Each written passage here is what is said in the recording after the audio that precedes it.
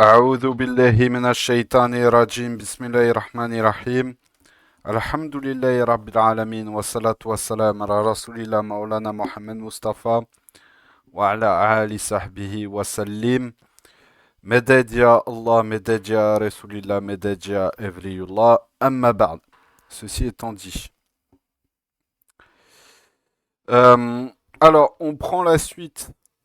Euh, donc normalement le cours est à midi, mais pour euh, des raisons personnelles, j'ai décalé à maintenant. Donc là, on va prendre notre cours.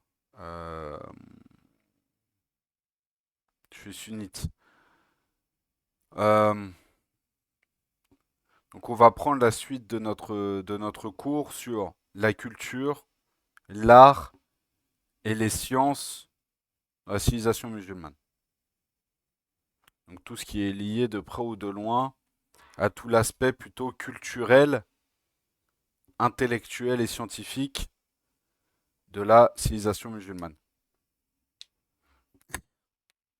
Et donc, on prend la suite un petit peu de cette grande introduction générale, entre guillemets, qui est les lieux d'enseignement, l'enseignement et la pédagogie dans dans le monde musulman.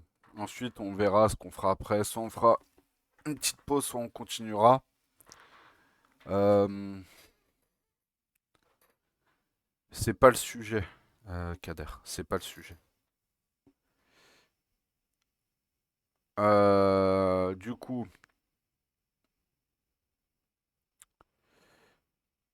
ce qu'on se disait, c'est tout simplement, là on va continuer un petit peu à voir les différents lieux d'enseignement, la pédagogie, etc. Et on verra après. Non, je ne te répondrai pas. Donc, alors, parmi les lieux d'enseignement où le savoir était transmis, il y avait les mosquées. Donc, ce sont les premiers endroits de culte qui furent naturellement utilisés dès le départ, comme salle de cours. C'étaient des lieux où étaient présents la solennité et le respect, dû à la religion et au rang de la science en islam.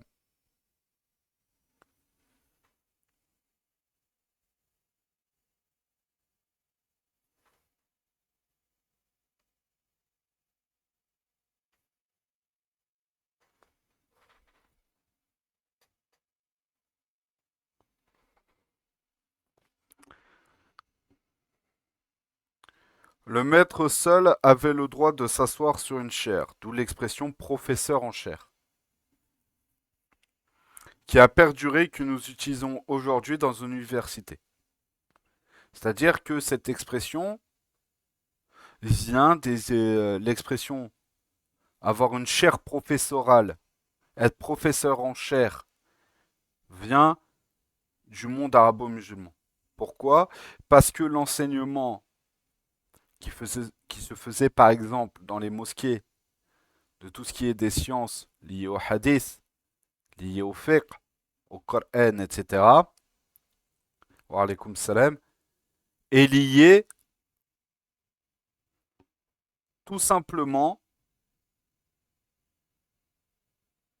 au fait que les enseignants avaient une chaise qui était surélevée, un lieu surélevé pour que toutes les personnes qui écoutaient puissent entendre ce qui était transmis.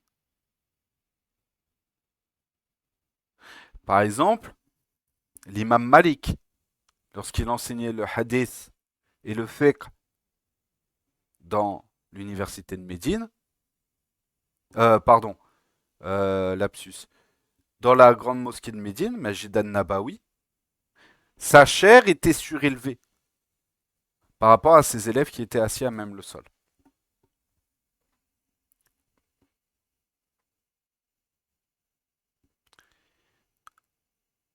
Donc, ces chairs autour de laquelle les personnes qui reçoivent l'enseignement, donc les enseignés, former un cercle ou une halaka.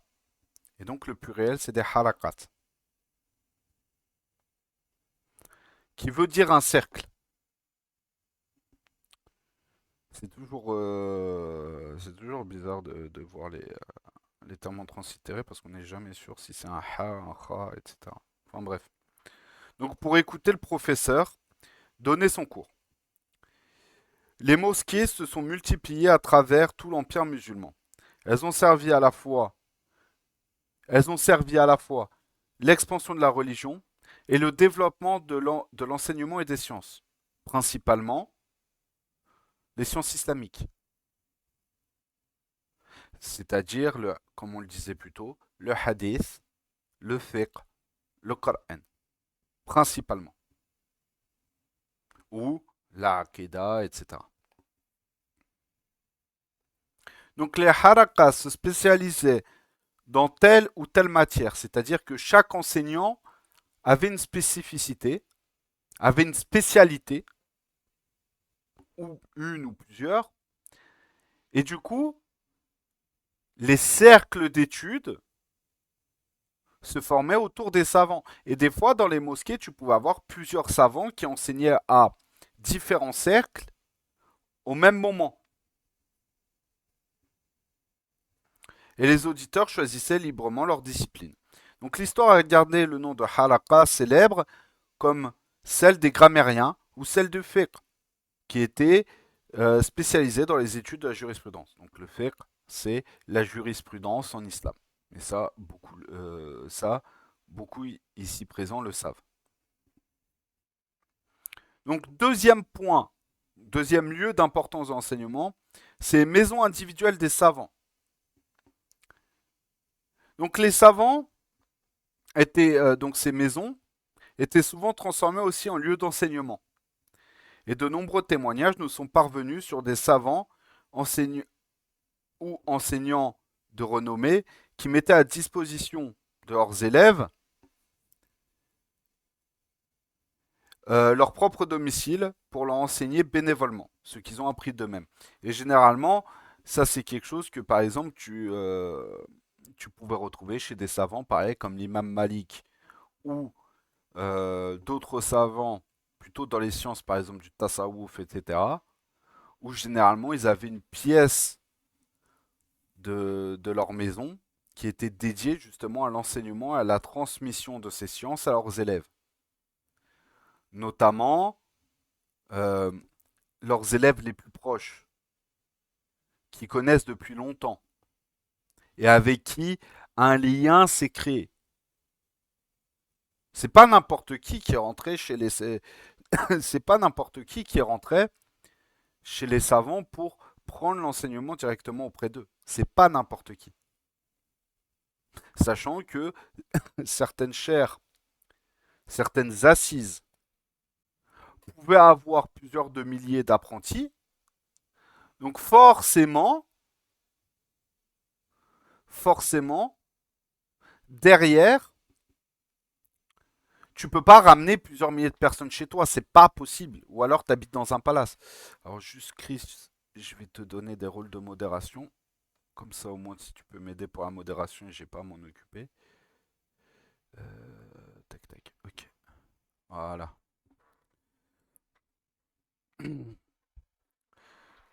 Du coup,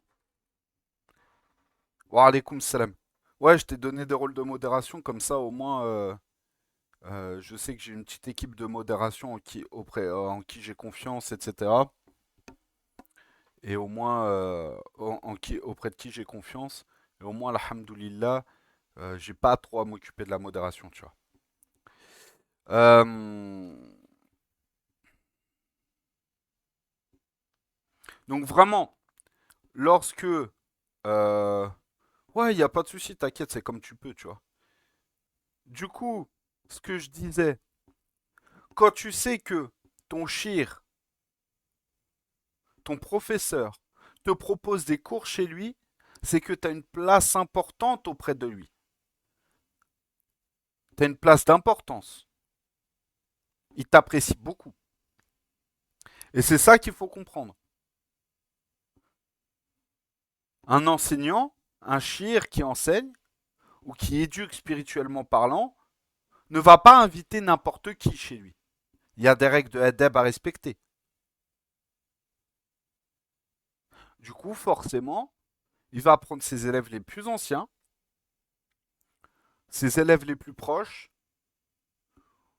ou ses élèves qui ont le plus de prédisposition à prendre l'héritage de sa transmission de ce qu'il a enseigné.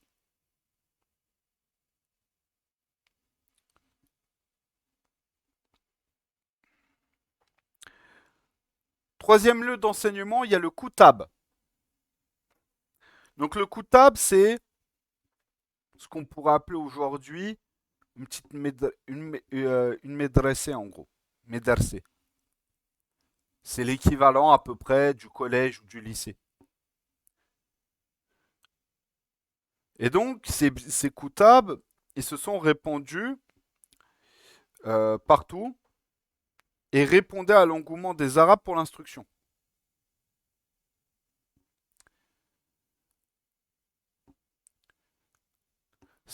Et faut rappeler que avant la révélation islamique, avant que Allah Jalla Jalaluhu ne révèle le Coran au prophète Mohammed wassalam, ou ne lui inspire et lui inspire sa vie quotidienne, ce qui donnera par la suite la sunna, une grande majorité de Arabes étaient analphabètes. Donc, vous me direz, oui, mais la poésie anti-islamique, etc., on en a des poèmes de poésie arabe anti-islamique. Oui, bien sûr. Soit, dans un premier temps, c'est des poésies qui ont été écrites a posteriori. Attention, je ne suis pas en train de dire que ces poésies sont fausses. Comprenez bien ce que je veux dire. En fait, c'est la langue arabe et la poésie chez les Arabes avant l'islam, c'est quelque chose qui est intrinsèquement oral. C'est quelque chose. L'oralité chez les Arabes, la, quand on s'exprime bien, euh, la, ah j'ai perdu le terme, l'éloquence. Donc l'éloquence, l'oralité chez les Arabes, c'était quelque chose qui était aussi sacré, comprenez bien, hein, c'est quelque chose qui était aussi sacré que leurs idoles. Au plus tu étais éloquent, au plus tu maîtrisais l'art de la poésie, au plus tu pouvais te créer une place de choix dans la société des Arabes. Si en plus de ça tu es éloquent et qu'en plus de ça tu as un chef tribal ou tu t'occupes, tu sais t'occuper des lieux saints, notamment là où il y avait les idoles, etc., tu as encore plus une place d'importante et une place prépondérante dans la société des Arabes. Donc, oui, les poèmes ont été écrits, peut-être a posteriori pour beaucoup, mais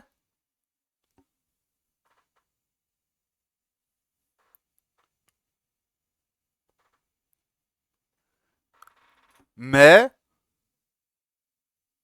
ce qu'il faut comprendre, c'est quoi? C'est que dans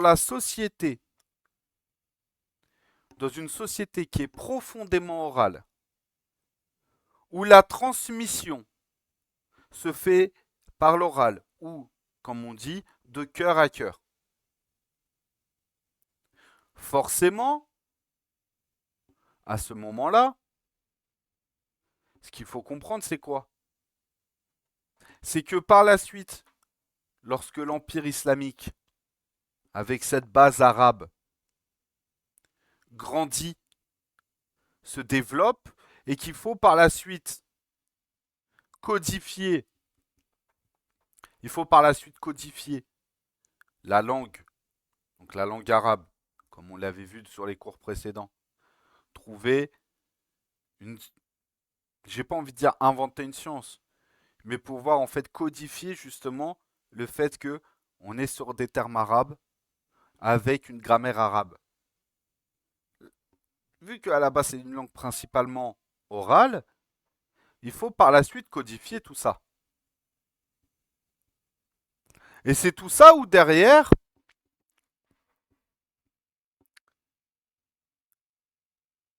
progressivement, on a commencé à réécrire, à retranscrire à l'écrit les poésies arabes de la Jahiliya, donc anté-islamique.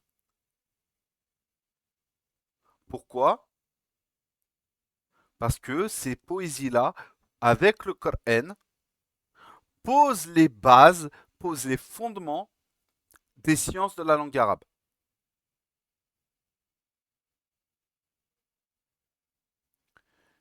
Et tant qu'on n'a pas compris cela, on peut palabrer pendant 2 heures sur la supériorité du Coran sur la Sunna ou la supériorité des Arabes sur les autres, peu importe. Tant qu'on n'a pas compris ces principes-là, c'est que l'écriture du Coran, la codification de la langue arabe, ne s'est faite que dans un unique besoin, c'est de pouvoir transmettre de la meilleure des manières la révélation à une population islamique, une population musulmane qui augmente, et de pouvoir justement faire comprendre à des non-arabophones les mêmes fondements de la religion que peuvent comprendre un arabe naturellement à l'époque, vous avez beau palabrer pendant 2 heures, ça ne changera rien à ces faits-là. La falsification du Coran, etc. Enfin bref, des sempiternels débats, des sempiternels débats de gens qui ne comprennent pas que c'est par exemple des cours d'histoire ici, qu'on n'est pas là de parler de l'authenticité d'un hadith ou pas. Déjà, allez revoir les bases de votre religion, notamment dans les questions de Edeb, et après peut-être potentiellement qu'on pourra discuter. Peut-être éventuellement. La religion a une base, un socle, a une transmission. Les sciences, ce qui a fait les bases des sciences dans la civilisation musulmane, ce qui a fait les bases de la culture, de la religion au sens large, même de l'art en islam, ces bases-là, c'est ce qu'on est en train de voir là. Donc s'il vous plaît, Allah ibarak fikoum, qu'Allah vous élève et vous honore, soyez concentrés.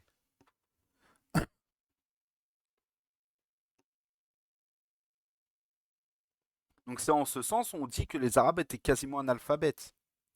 C'est parce que la langue arabe, comme on l'a vu dans les cours précédents, la langue arabe, c'est pas la langue arabe qu'on connaît maintenant, hein. Quand vous lisez un Coran ou que pour les arabophones qui savent lire, écrire en arabe, la codification de la langue arabe que vous avez maintenant, c'est pas la codification de l'arabe qui existait au temps des Quraysh, par exemple. Les lettres, c'était des squelettes de lettres. Tu faisais pas la différence entre un ha, un kha, un jim, un dad, un doad, un sad, un del, un del, etc., etc. Tu faisais pas la différence. Et donc, forcément, parce que fallait commencer à comprendre que ici c'est un del, non, ici c'est en droite, etc., il a fallu commencer à codifier un système d'écriture. Une fois qu'on a commencé à codifier un système d'écriture, il faut aussi penser à la grammaire, à l'orthographe, au vocabulaire. En soi, c'est pas réellement qu'ils étaient analphabètes, c'est que vu que la langue arabe était une langue intrinsèquement orale, basée sur l'oralité, ils n'avaient pas de réel besoin de système d'écriture codifié, comme c'est connu aujourd'hui. Du coup, les gens n'avaient pas besoin de savoir lire et écrire, ou alors très peu. Omar ibn al-Khattab, par exemple, savait lire et écrire. Ali ibn Abi Talib, radiallahu anhu, savait lire et écrire. Karamura wa mashafa'.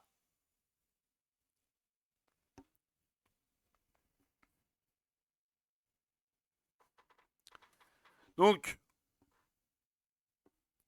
Au départ, cette instruction, donc dans la lecture et l'écriture, était prise en charge par les esclaves provenant de cultures développées, affranchis par les musulmans et qui se sont convertis en enseignants. Donc d'esclaves, parce qu'ils savaient lire, écrire, etc. D'esclaves, ils ont été par la suite libérés et transformés en enseignants. Ce sont devenus les premiers enseignants pour les jeunes notamment.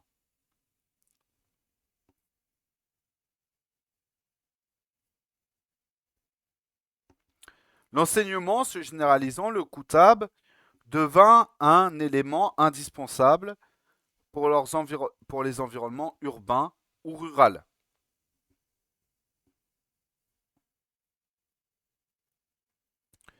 Ils envoyaient leurs enfants, ils y envoyaient leurs enfants pour apprendre à lire, à écrire, à compter et à s'initier à l'islam. Au raisonnement, c'est-à-dire ici le raisonnement logique, ce qu'on pourrait dire le al-qiyas, donc le raisonnement logique, al-qiyas, le mantiq, toutes ces sciences-là.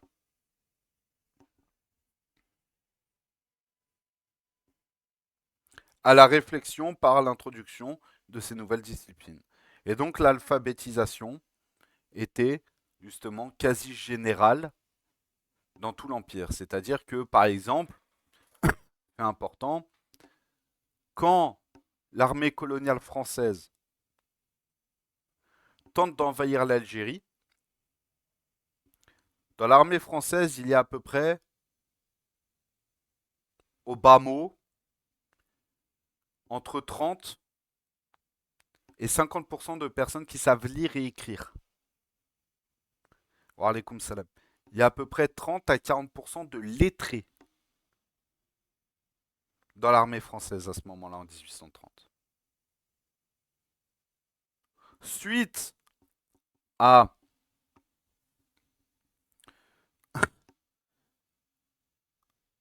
la coalition, le rassemblement des différentes tribus, des différents clans en Algérie, etc., sous l'étendard et l'autorité de l'émir Abdelkader al-Jazair, rahmatullah alayh, quand vous allez dans l'armée de l'émir Abdelkader,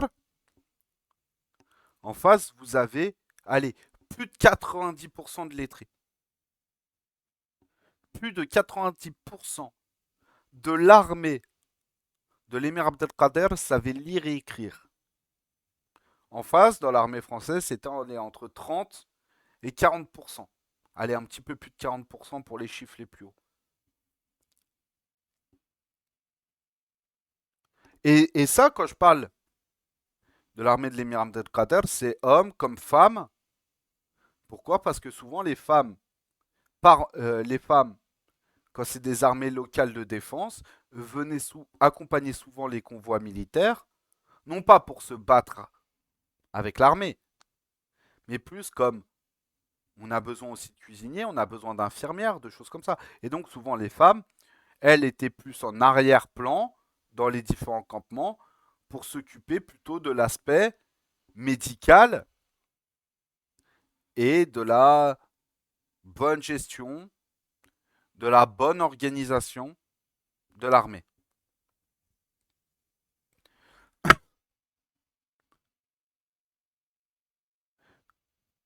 Cette quasi-systématisation de la création de Koutab ou de médressés en même temps que la construction de mosquées lorsque l'État islamique conquiert un territoire et s'établit dans un territoire a permis une rapide, non seulement islamisation de la population locale, mais aussi dans beaucoup de régions, une rapide alphabétisation de ces populations-là aussi. Dans le sens où la nouvelle religion était non seulement transcrite de manière orale, on apprenait la gestuelle, comment faire les ablutions, comment faire la prière, comment payer la zakat, etc., mais aussi tous les enseignements théoriques qui s'accompagnent. Savoir lire et écrire l'arabe, savoir compter pour la zaka, savoir raisonner de manière logique et comprendre tout ce qui est des questions de qiyas, de ra'i, de mantiq, etc., notamment pour la compréhension et la transmission des affaires logiques et en matière de aqidah, de croyance, etc., etc. C'est-à-dire dans une madrasa, enfin un kutab, si on reprend le terme dans le livre, dans un kutab ou une madrasa, on va autant apprendre des règles de fiqh selon le madhab qui s'est implanté dans cette région, autant qu'on va t'apprendre les mathématiques, l'astrologie. Attends, non, attends. Astrologie. Attends.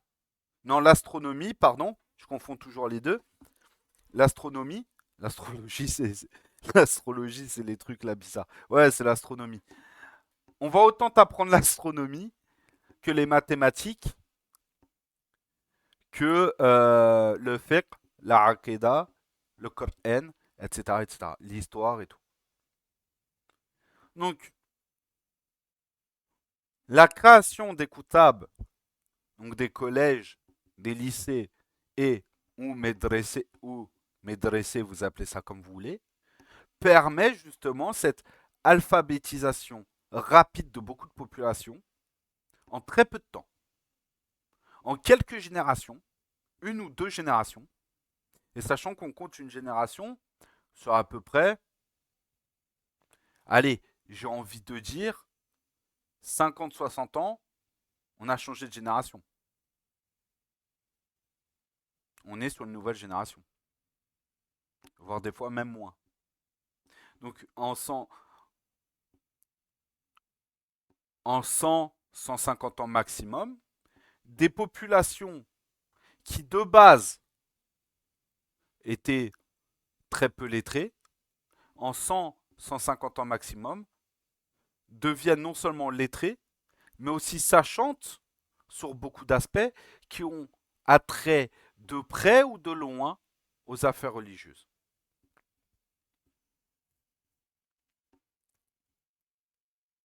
Donc les lieux de réunion appartenant aux gens du pouvoir se transformaient en salles de cours et recevaient un public qui choisissait lui-même son enseignant et sa matière. Donc, donc ça, c'est le principe de waqf. En fait, beaucoup de médressés, on apprenait le Coran, on apprenait les sciences de manière générale, même d'université. En fait, beaucoup de ces lieux-là, en fait, étaient quasi systématiquement parlant euh, mis sous un système de waqf. Donc un waqf, c'est quoi? C'est ce qu'on appelle un bien de main morte. C'est-à-dire une terre ou un bâtiment qui est acquis par une personne privée va mettre ce bien pour l'intérêt général, va laisser ce bien ou ce terrain pour l'intérêt général. Ça peut être un terrain agricole comme un terrain, comme un bâtiment qui ensuite par la suite sera rénové et sera établi comme, par exemple, université, médressé, etc.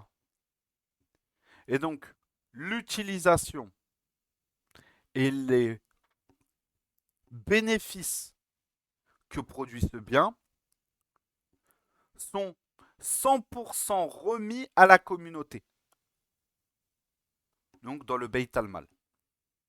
Et donc, la personne qui laisse un waqf, qui donne un terrain ou un bâtiment waqf, même si c'est un caravansérail ou une médressée ou peu importe, et que, ou même un terrain agricole, et que ce terrain génère des bénéfices, il ne peut pas être imposable d'un point de vue de la zaka sur ce bien-là. Pourquoi? Parce que ce bien a été laissé comme intérêt général. C'est un bien d'intérêt général.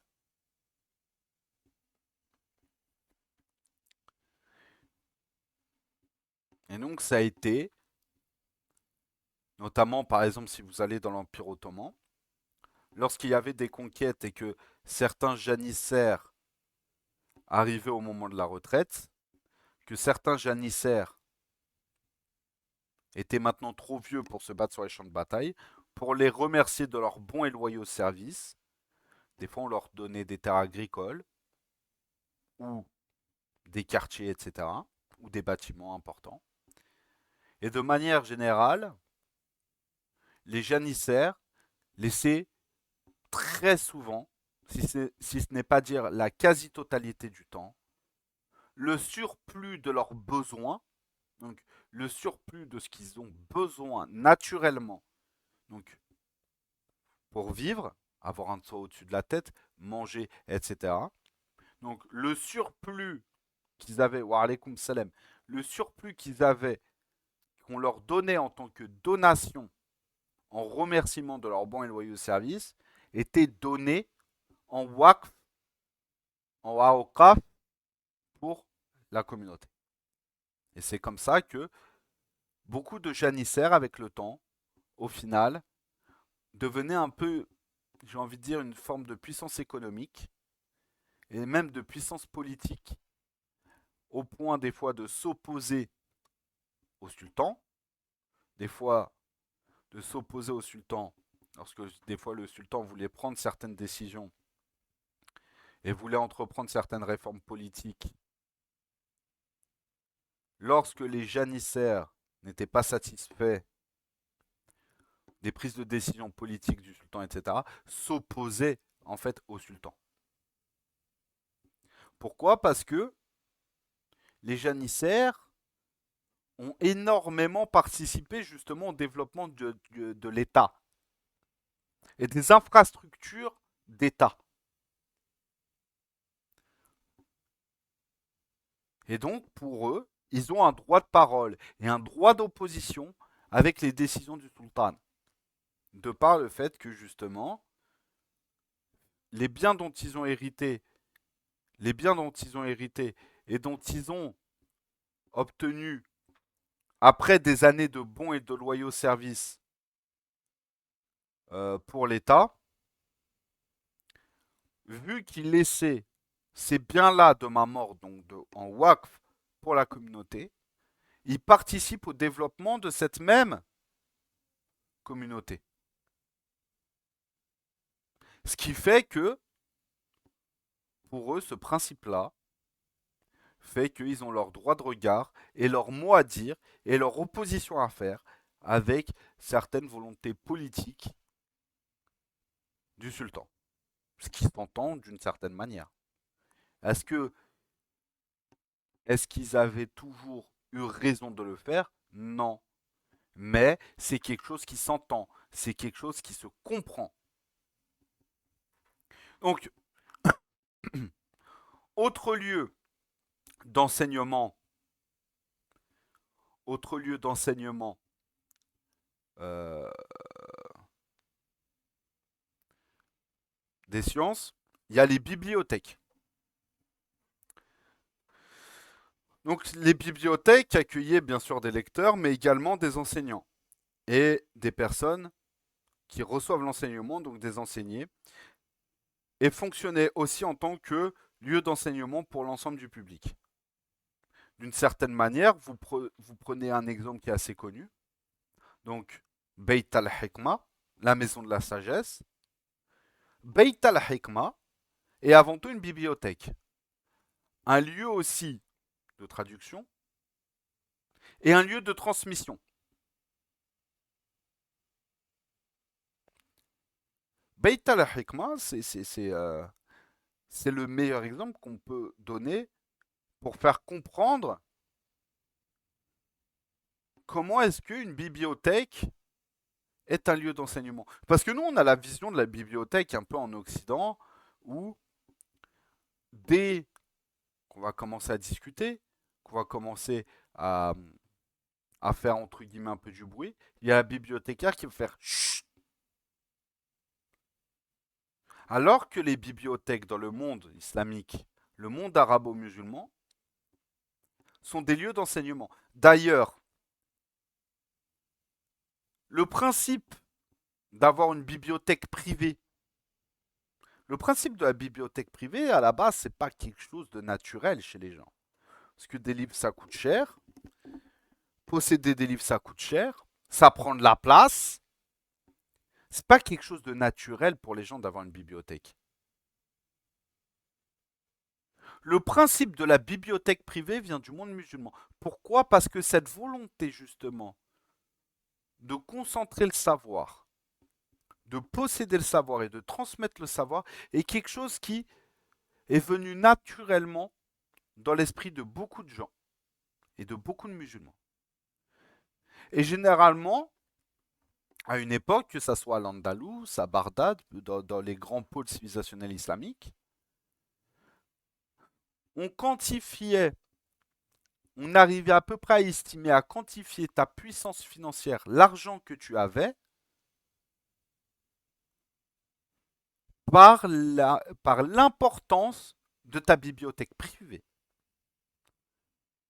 Donc bien sûr, vous doutez que les bibliothèques de chouyours ou de gouverneurs de chouyours ou de savants de manière générale, que ce soit dans les sciences mondaines ou les sciences religieuses. Donc les bibliothèques de savants ou de gouverneurs, d'émirs, etc., étaient importantes. Mais il y avait des bibliothèques privées de commerçants qui, qui des fois étaient tout aussi importantes, voire des fois dans certains cas rapportées comme étant plus importantes que celles de certains savants et de certains gouverneurs.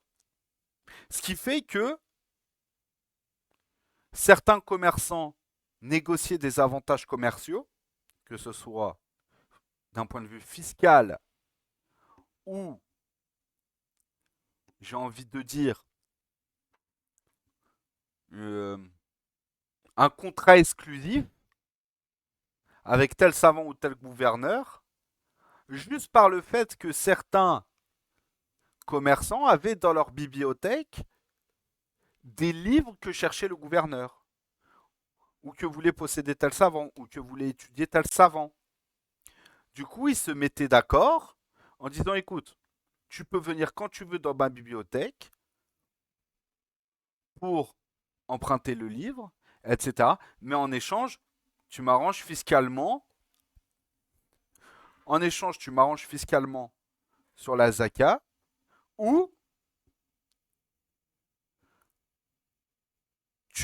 si tu dois te fournir du tissu, ou peu importe pour le palais ou l'armée, etc., etc., tu te fournis exclusivement chez moi, au tarot que je demande, donc au tarif que je demande.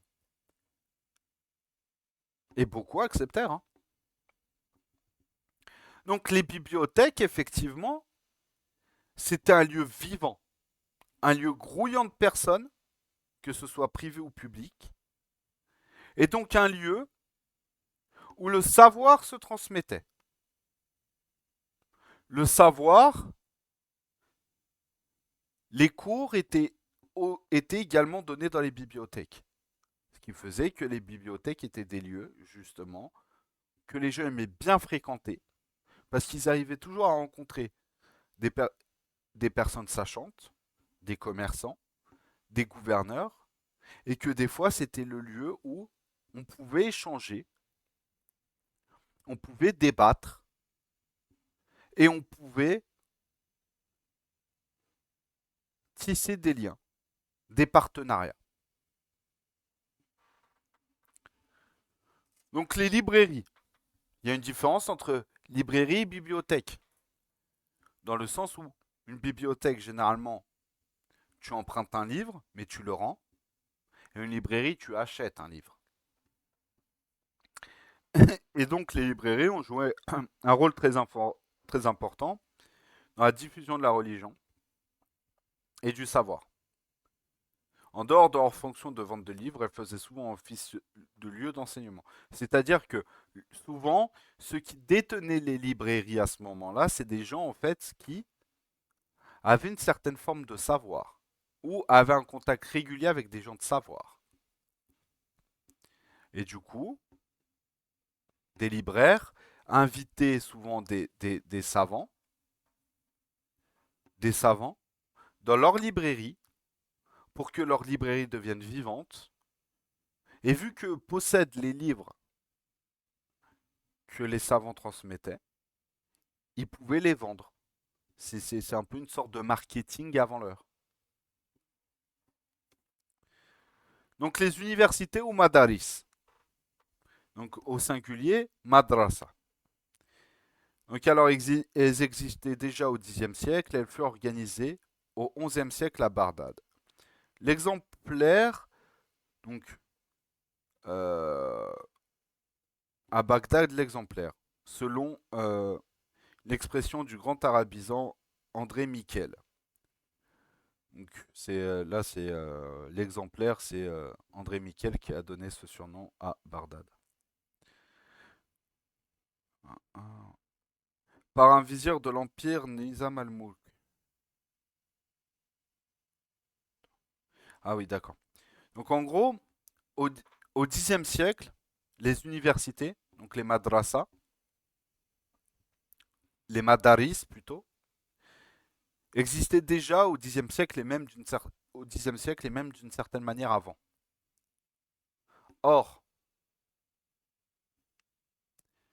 c'est uniquement à partir du XIe siècle, donc lorsque le vizir du califat abbasside, le vizir seldjouki du califat abbasside, Nizam al-Mulk, a codifié et a pensé et a établi la Madrasa Nizamiye, donc l'université de Nizamiye, c'est à partir de ce moment-là que la codification des universités s'est généralisée sur ce même modèle-là.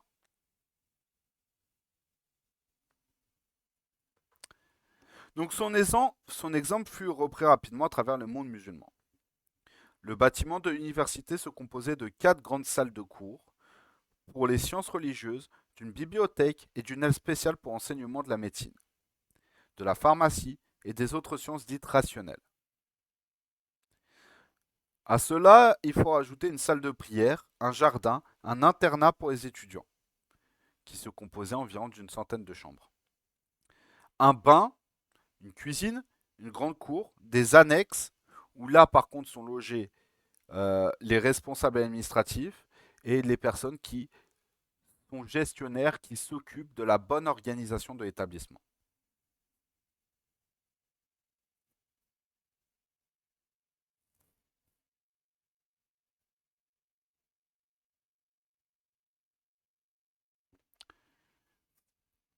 Un souk, un marché dont les revenus recouvraient une partie des dépenses de la fondation.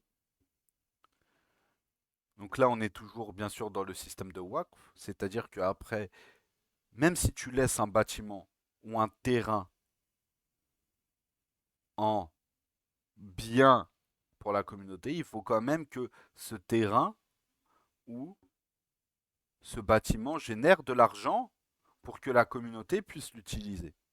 Et c'est pour ça que très souvent, vu que les madaris, donc les universités, étaient très souvent des awqaf, donc ce qu'on a vu plus tôt, il fallait également que, à proximité ou au sein même du bâtiment, il y a un moyen de générer de l'argent.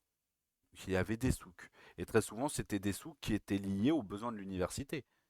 Donc, des souks liés aux livres, euh, à des outils de médecine, aux plantes pour la pharmacologie, etc., etc.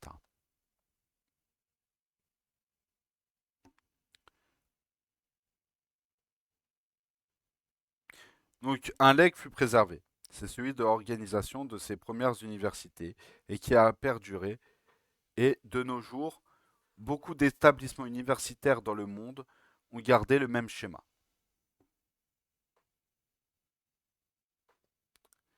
Les subventions, donc on va lire ce petit passage-là et après on va s'arrêter là, on va passer au temps de questions-réponses. Ouais. Donc les subventions de l'enseignement. Le Koutab n'exigeait pas de grands fonds. Alaykoum salam. Donc le Koutab, le collège ou le lycée, la petite madrasa entre guillemets, n'avaient pas besoin de beaucoup de fonds. Et les enseignants étaient généralement financés par les familles qui tenaient à donner une éducation de base à leur progéniture. Donc en fait, les enseignants, généralement, vivaient de la sadaqa, en remerciement au savoir qui était transmis aux enfants des musulmans de cette localité.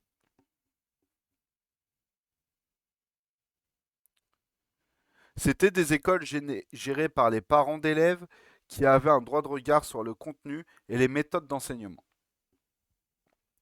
Dans les mosquées et les madaris, où l'organisation des études était plus systématique, dans le sens qui dépendait d'un système, tout enseignant était financé par le WAQF, comme on l'a vu plus tôt. Donc tous les revenus qui étaient générés par le WAQF, en grande partie servaient en premier lieu à financer les enseignants et à acheter après les matières premières pour ceux qui habitaient sur place, donc pour pouvoir manger, etc. etc. Mais également aussi d'une certaine manière, dans certains cas, certains gouverneurs finançaient aussi avec le Beit al-Mal et soutenaient financièrement avec le Beit al-Mal, donc l'équivalent des impôts, l'équivalent euh, de la gestion fiscale, était également euh, sorti. Donc l'argent du Beit al-Mal était sorti pour aider financièrement les madaris. Euh, donc, généralement, les moyens qui étaient établis pour générer de l'argent, euh, interne en fait à la madaris, donc au Waqf, il se constituait en marché ou des hammams, des hammams ou des bains publics avec l'entrée payante ou l'immobilier. Par exemple, le fait que certains étudiants payaient leur chambre d'étudiants, et du coup, ça générait de l'argent. Et ça, généralement, c'était les étudiants issus de familles riches qui avaient de l'argent. Donc aujourd'hui, dans certains pays avancés, on continue cette tradition et certaines universités privées fonctionnent avec des dons de particuliers. Beaucoup d'États modernes cherchent à se décharger actuellement quant aux subventions de l'enseignement sur des mécènes collectifs ou individuels. Alors que les universités dans le monde musulman, en fonction de la taille de ton université, tu avais non seulement une participation étatique, mais également du mécénat privé, de commerçants, de vizirs, de gouverneurs, etc. Pourquoi? Parce que ce financement à la fois public et privé allège l'État de subvenir aux besoins de l'université, fait en sorte que l'État n'ait pas à dépenser trop d'argent dans l'université et de pouvoir justement beaucoup plus élargir et équilibrer les dépenses de l'Empire dans les différents besoins. Mais d'un autre côté, le problème du mécénat privé, c'est l'imposition d'une idéologie ou d'une pédagogie par le mécène. Exemple. Si par exemple, on va prendre un exemple avec aujourd'hui. Exemple. Demain, il y a une université, une madaris, où on enseigne à la fois les sciences religieuses et les sciences rationnelles, mondaines, appelez ça comme vous voulez. Et que dans les sciences religieuses, il y a par exemple Maliki et Hanafi, des cours de fiqh selon le mazhab Maliki Hanafi, donc des croyances par exemple Ash'ari et Maturidi, et que demain, quelqu'un qui vient, qui finance, qui lui est Hanbali. On va rester sur un cadre de Hanbali traditionnel. Donc si demain, un mécène privé Hanbali traditionnel vient financer, il est normal aussi que à hauteur, à hauteur de son don, il demande également à ce qu'il y ait un enseignement Hanbali dans l'université. C'est quelque chose de normal. Mais dans certains cas, et ça existait, c'est pour ça des fois qu'il y avait des tensions, des fois qui apparaissaient à, à la Médrasse Nizamiye, c'est que des fois certains euh, mécènes, certains financeurs privés de Nizamiye donnaient des dons en échange de la suppression de tel cours ou de telle matière selon telle méthodologie. Par exemple, c'est déjà arrivé que on supprime des cours Hanbali, que ce soit dans le fiqh ou la aqidah, parce que les financeurs étaient par exemple des Ash'ari, Shafi'i. Et le problème aussi de justement un investissement moins important de l'État et plus de financement de mécènes privés, un des problèmes potentiellement est celui-ci. C'est-à-dire que l'imposition du programme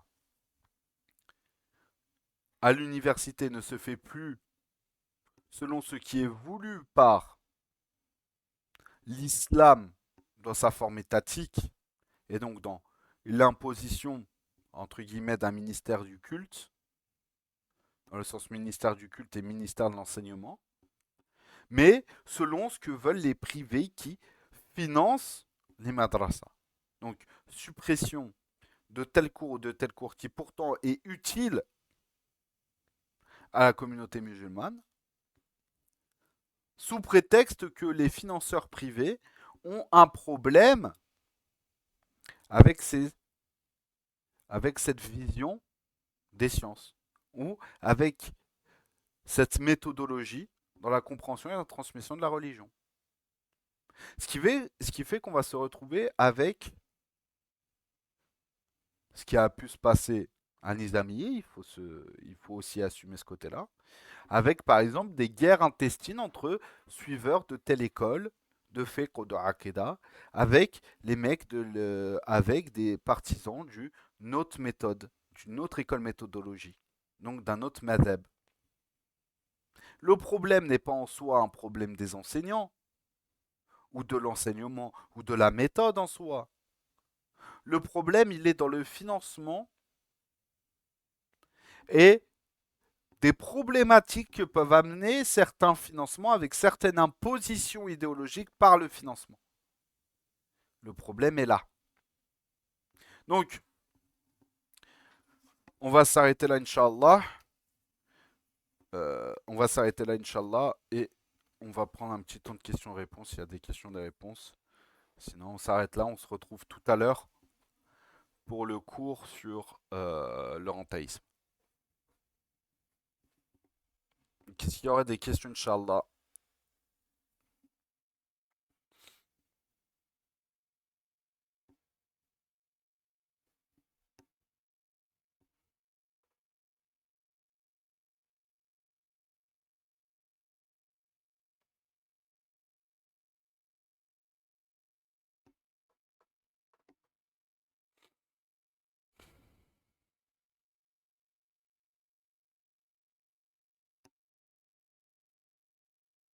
Donc, s'il n'y a pas de questions, Inch'Allah, on va s'arrêter là. On va s'arrêter là. سبحانك اللهم وبحمدك أشهد أن لا إله إلا أنت أستغفر الله وأتوب إليك بسم الله الرحمن الرحيم والعصر إن الإنسان لفي خسر إلى الذين آمنوا وعملوا الصالحات وتواصوا بالحق وتواصوا بالصبر اللهم صل على سيدنا محمد عدد ما في علم الله صلاة دائمة بدوام ملك الله سبحان ربك بذات ما يصفون wa salamun al mursalin, walhamdulillahi rabbil alamin al-Fatiha.